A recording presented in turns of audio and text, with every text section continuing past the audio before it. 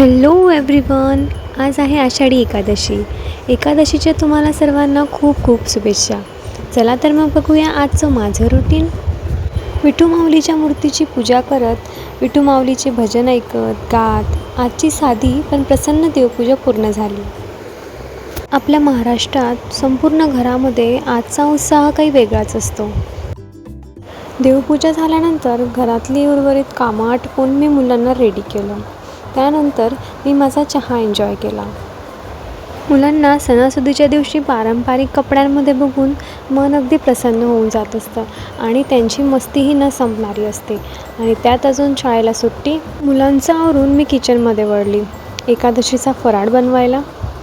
फराळ म्हटला म्हणजे साबुदाणा खिचडी आलीच. साबुदाणा खिचडी, रताळ्याचा शिरा असे बरेच पदार्थ मी आज बनवले होते. आणि त्यानंतर परत एकदा चहा झाला आणि मी वळली माझ्या उरलेल्या कामांकडे. आज आमचा बेत होता जायचा माऊलीच्या दर्शनासाठी आणि संध्याकाळी आम्ही निघालो दर्शनाला. पाणी थोडंसं साचलेलं होतं, बघून फार प्रसन्न वाटत होतं. आम्ही बराच वेळ तिथे थांबलो. त्यानंतर आम्ही दर्शन घेतलं. मुलांनी फार मजा केली, मस्ती केली. मंदिरामध्ये विठ्ठल नामाचा गजर सुरू होता आणि खूप गर्दीसुद्धा होती. मुलांना सावरत आम्ही बराच वेळ तिथे थांबलो. मदरला तिथे खाली चिखल खेळायचा होता. त्यानंतर मग आम्ही घरी यायला निघालो. कसं वाटलं माझा आजचा ब्लॉग कमेंट करून नक्की सांगा. भेटूया पुढच्या ब्लॉगमध्ये. Bye bye.